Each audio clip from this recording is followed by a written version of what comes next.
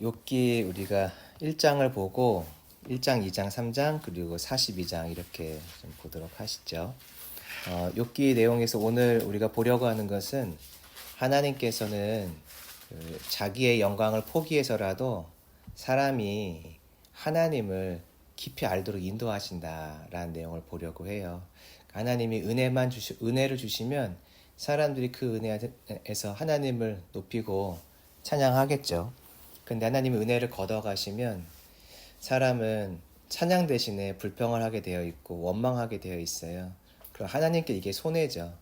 그런 사람에게 어떤 은혜를 걷어가시는 그 기간 동안 사람을 통해 하나님이 영광 받으시기가 쉽지가 않아요. 그런데 주님이 그 일을 허락하시죠. 스스로 그 시간 동안은 영광 받기를 좀 멈추세요. 일시적으로. 이유가 있는데 그렇게 함으로써 사람이 하나님을 깊이 알도록 해주시기 위해서인 거죠. 그러니까 주님은 자기를 알려주고 싶으실 때에 따라서는 자기 스스로도 영광 받기를 포기하시고 참으시면서 결국 그 사람이 하나님을 더 깊이 알도록 인도하십니다. 이 내용을 좀 살펴보시죠. 자, 1장을 먼저 볼까요? 하나님 은혜를 주신 상황을 좀 보면 2절에 욥에게는 자녀의 복을 주셨어요. 아들은 7명, 딸은 3명. 3절을 보니까 소유에도 복을 주셨네요. 양, 낙타, 소, 암나귀. 이 많은 동물들을 어디다 놓았을까? 들판에 풀어 놓았어도 끝이 보이지 않을 만큼 많은 양이죠. 종도 많았다고 말을 하고 있어요. 이렇게 은혜를 주셨는데 그땐 당연히 사람들이 주님을 찬양하겠죠. 은혜를 걷어가시는 일이 있어요. 12절을 보면은 1차로 은혜를 걷어가시는데 그 전후의 내용들은 우리가 깊이 다루진 않을게요. 대략 아시니까. 1차로 걷어가시는데 이때 소유물을 사단에게 맡기고 몸에는 손대지 않도록 이렇게 하세요. 자, 그랬더니 22절 결과가 나오는데 처음에 걷어가실 때는 범죄하지 않죠. 하나님을 원망하지 않아요. 20절을 다시 보시면 돌아와서 예배했다고 나오고 21절에 찬송했다고 나오죠. 1차로 걷어가셨을 때는 그래도 믿음 안에서 이렇게 잘 하나님을 예배하고 있었어요. 그런데 2차로 걷어가신 게 2장이죠. 2장 6절을 보면 2차로 걷어가실 때는 생명은 해하지 않고 뼈와 살을 치게 한다. 그러니까 생명은 걷어가지 않지만 그에 준하는 육체의 고난들을 허락을 해주세요. 자, 이때부터 조금 이제 상황이 바뀌어요. 그 욥의 그 반응이 바뀌죠. 3장 1절을 보시면 자기 생일을 저주해요. 생일을 저주하면 이게 하나님께 되게 아픈 시간이죠. 왜냐하면 만약에 내 자녀가 나한테 부모에게 나를 왜 낳았어? 이럴 거면 왜 낳았어라고 말하면 부모 마음은 화도 나지만 아마 아플 거예요. 되게. 하나님 앞에서 자기 생일을 저주하고 있으니까 하나님께 매우 마음 아프신 시간이죠. 하나님께 돌릴 영광 같은 건 이때 보이지 않아요. 관계 속에서 나타난 결과를 좀 볼까요? 이건 자기 자신에 있었던 일이고 관계 속에서는 엘리바스, 빌다, 소발, 엘리후와의 논쟁이 시작되죠. 서로 막 싸우기 시작해요. 이 안의 내용을 보면 정죄하고 판단하고 원망하고 미워하고 이런 가득한 대화들로 차버리죠. 그러니까 이 시간들 성경에서 하나님의 마음을 나타내고 있지 않지만 하나님의 자녀들이 서로 모여서 다투고 있고 서로를 비난하고 있고 내가 아는 하나님, 내가 알고 있는 하나님의 내용으로 다른 사람을 이렇게 정죄하고 있을 때 하나님이 여기서 영광 받으실 것이 전혀 없어요. 그러니까 3장 이후부터 38장에 하나님이 등장하시기 전까지 이 있는 모든 시간, 이게 얼만큼 지속되는지 알 수는 없지만 이 시간 동안 하나님이 받으실 영광은 전혀 없는 거죠. 왜냐하면 사람들 계속 원망하고 불평하고 있으니까. 이 시간들에 하나님이 하신 것은 무엇이냐면 자기가 사람들을 통해 영광 받기를 스스로 포기하신 것이에요. 이 사람들에게서만큼은요. 만약에 계속 은혜를 부으셨다면 그럴 일 없겠죠. 사람들이 물론 이제 타락하기도 하지만 은혜 가운데 있다면 주님을 더 찬양하기가 쉬웠겠죠. 그러니까 하나님께서는 그럼에도 불구하고 잘 아시지만 은혜를 걷어가심으로 내 스스로 영광받지 못하는 길을 선택하셨어요. 이 장면을 보고 있으면 일단 예수님이 좀 보여요. 자기 영광을 스스로 포기하셨죠. 하늘의 영광을 포기하셨고 대신 하나님은 영광이 되지만 자기가 하늘에서 받을 영광들은 다 포기하셨어요. 예수님께서. 땅에서는 기뻐하시는 사람들 중에 평화라고 말했는데 실제로 이 땅에서 평화가 있었느냐? 아니었죠. 예수님 때문에 평화를 얻은 사람들이 있지만 큰 흐름, 전반적인 흐름은 예수님을 거부하는 거였고 죽임을 당하는 거였잖아요. 그러니까 예수님도 이 땅에서 자기가 받을 영광도 포기하셨어요. 하나님께서, 예수님이 곧 하나님이시니까 하나님이 자기 영광을 포기하실 때가 있어요. 하나님이 영광 받기를 잠깐 일시적으로 멈추실 때가 있어요. 인간을 위해서. 그러니까 우리도 하나님의 계획 속에서 어떨 땐 내가 받을 영광들을 포기할 수 있어야겠죠. 하나님의 어떤 뜻을 이루기 위해서 하나님도 그렇게 하셨으니까 우리도 영광을 포기하는 자리에 요청을 받을 때 순종해야겠죠. 이 시간을 하나님께서 스스로 그 사람들을 통해 영광 받기를 포기한 잠깐 내려놓으신 이 시간에 대한 욥의 평가를 좀 볼까요? 자, 욥기 42장이에요. 욥의 평가예요, 이거는.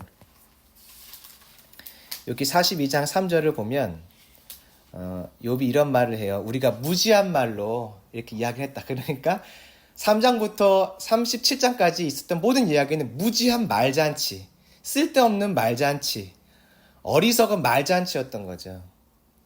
42장 7절을 보면 하나님의 평가도 나와요. 하나님의 평가. 옳지 못한 말들이었지. 너희들 하는 말들이 다. 그러니까 옳지 않는 말잔치였지. 만약에 하나님이 욥에게 고난을 주지 않았다면 이런 말을 사람들이 안 했겠죠. 이렇게까지 가지 않았을 것이에요. 근데 고난이 오면서 서로 악한 마음도 있고 물론 사단에게 속은 것도 있지만 고난이 시작되면서 은혜를 그러니까 하나님이 걷어가시면서 이런 일들이 발생하게 되었어요. 그렇지 않았다면 욥에게 친구들이 찾아와서 야 하나님 진짜 멋지다. 어떻게 너희들이 너의 가정에 이렇게 큰 은혜들을 계속 베푸시냐. 올 때마다 그 하나님의 크심들을 보고 즐거워하고 또 찬양하고 욥도 막 베풀어주고 이런 은혜들이 있었겠죠. 그런데 은혜를 걷어가시니까 하나님께 영광 돌려드리는 시간들이 이 시간에 멈췄어요. 그러면 하나님께서 영광을 받기를 포기하시고 사람에게 은혜를 걷어가신 동안 어떤 일이 일어났는가. 자, 이게 42장 2절에 나와 있어요. 네, 한번 같이 읽어보실까요? 42장 2절 시작. 주께서는 못하실 일이 없사오며 무슨 계획이든지 못 이루실 것이 없는 줄 아오니. 이 기간 동안에 욥은 고난을 겪었는데 결과적으로는 전능하신 하나님을 알게 됐어요. 하나님은 전능하신 분이었구나. 5절 보시면은 주님에 대해 듣기만 하다가 이제 내가 배웠다. 그러니까 보게 되었다라고 말하죠. 이전과 비교할 수 없는 수준의 영적인 엄청난 업그레이드가 된 거예요. 듣는 것이 아니라 직접 본 거예요. 듣는 것을 직접 보았어요. TV로 보던 것을 직접 보았어요. TV로 보던 어떤 사람을 직접 보았어요. 본 사람과 영상으로 만난 사람은 다르죠. 경험의 그 강도와 어떤 확신이 달라요. 직접 보았어요. 물론 이제 여기서 직접 봤다는 것은 하나님 얼굴 직접 본 건 아닐 거예요. 왜냐하면 보면 죽는다고 했으니까. 근데 스데반 사건을 보면은 하나님의 영광을 보고 예수님을 봤다고 말하거든요.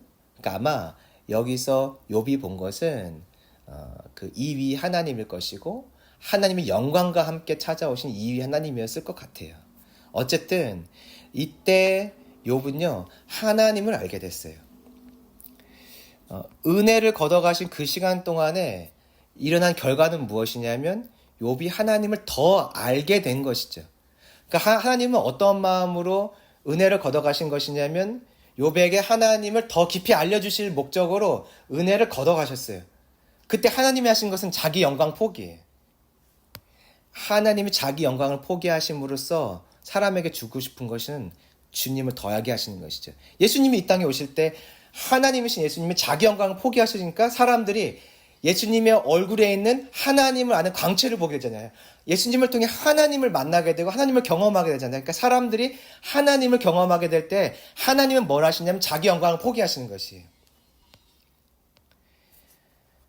그러면 이제 질문해 볼 수 있는데 하나님께서 이렇게 자기 영광을 포기하시고 사람에게는 그 은혜를 걷어가심으로 자기 자신을 알려주시는 것.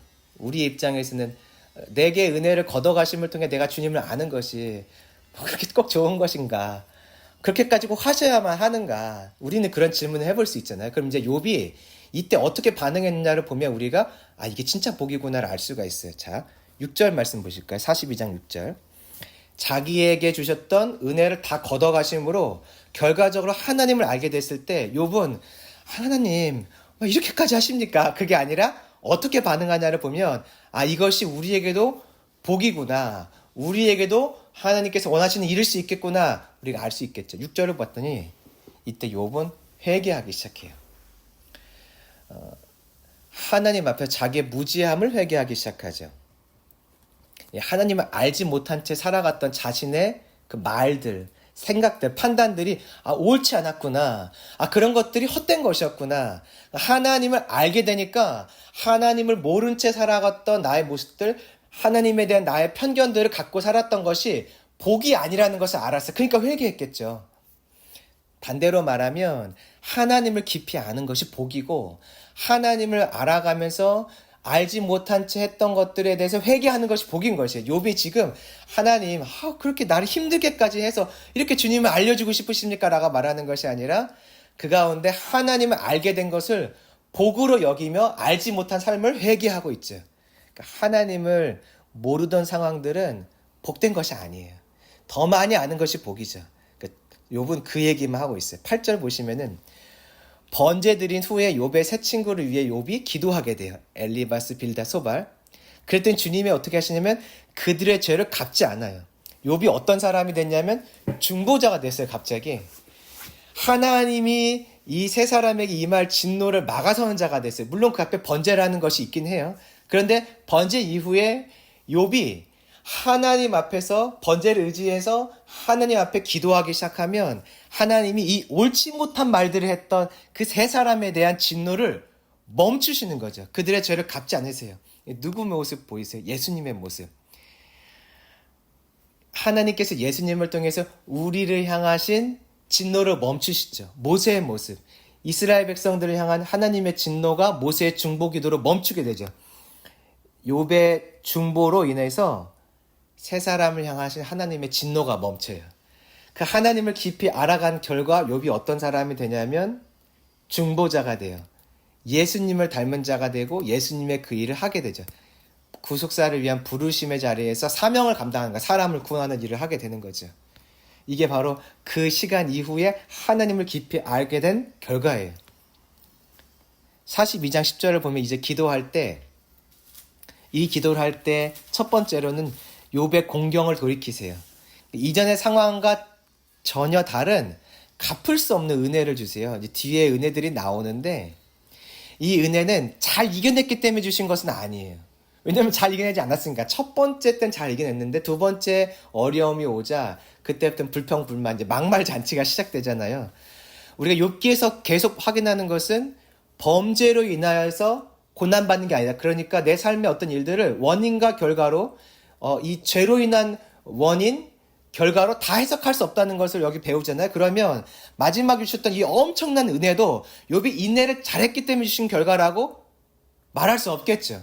잘 인내하지 않았고 실제로 여기 욥기에서 말하는 것은 인과응보로 다 설명할 수 없다는 거잖아요. 그렇다면 마지막에 받은 은혜도 인과응보로 다 설명할 수 없어요. 너무나 큰 은혜를 주셨기 때문에 기도할 때 결과적으로 욥의 상황을 돌이키셨고요. 또 소유의 갑절을 주셨어요. 갑절이라는 것은 장자권의 회복을 말하잖아요. 장자권. 장자가 받는 게 2배니까. 그러니까 하나님 나라를 유업으로 이어받는 자가 되었죠.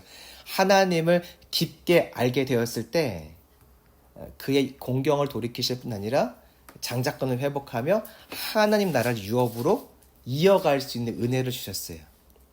42장 11절을 보면 결과적으로 모든 형제 자매와 알던 자들이 찾아와서 슬퍼하며 위로하게 돼요. 지금까지 세 친구가 와서 위로하러 왔다가 비난과 정죄의 말만 쏟아부었는데 마지막에는 환경이 다 바뀌어요. 주위 환경이 다 바뀌게 되죠.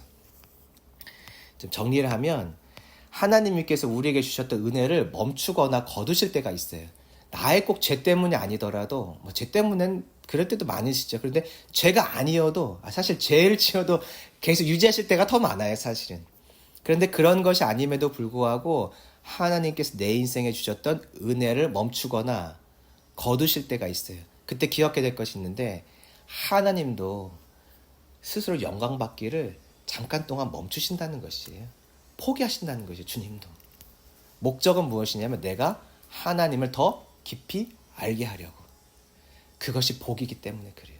그러니까 내 삶 속에서 하나님이 어떤 것들을 걷어가실 때 우리 안에 슬픔과 아픔이 있는데 지금은 주님이 나에게 주님을 더 깊이 알도록 하시기 위해서 그 복을 주시기 위해서 주님 나에게 이런 일들을 허락하셨구나. 이것을 우리가 배우고 또 그때는 기도하는 시간들이 되어야겠죠. 그래서 은혜를 멈추는 것처럼 보일 때 하나님의 마음을 먼저 알아야 돼요. 주님도 그 시간 동안 내가 온전히 주님을 찬양하고 예배하지 못할 거 아세요. 내 삶에 어떤 작은 문제만 와도 예배당에서 예배드리는 게 너무 어렵거든요. 근데 주님이 그걸 허락하셨잖아요. 근데 그때 허락하심으로 내가 온전히 주님을 찾지 못할 걸 아시지만 주님도 포기하시고 잠깐 동안 내려놓으시고 일시 정지하신 다음에 내가 주님을 더 깊이 알 수 있도록 그 시간 동안 나에게 주님을 계시하시는 것이니 우리 이 주님의 먼저 마음을 알아야 되고 그런 일이 나에게 발생했다면 원망, 불평의 열매 대신에 회개와 감사의 열매들을 맺어야겠죠. 그럼 주님이 결국 나에게 하나님을 더 깊이 알도록 하는 그 복들로 더 빠르게 나를 인도해 가실 것입니다. 그래서 오늘 우리가 기도할 것은 주님, 은혜가 멈췄을 때 원망한 것 회개하고 은혜가 멈췄을 때 주님도 그거 내가 원망할 거 아시면서도 그렇게 하셨구나. 주님도 일정 부분 영광을 포기하신 거, 영광 받기를 잠깐 포기하신 것들, 내려놓으신 것들을 우리가 잠깐 우리도 감사하면서 기도하고 그 시간 동안 내가 더 주님을 온전히 예배할 수 있도록 간구하고 그 하나님을 더 깊이 알게 우리가 기도하는 내용들을 좀 해야 될 것 같습니다.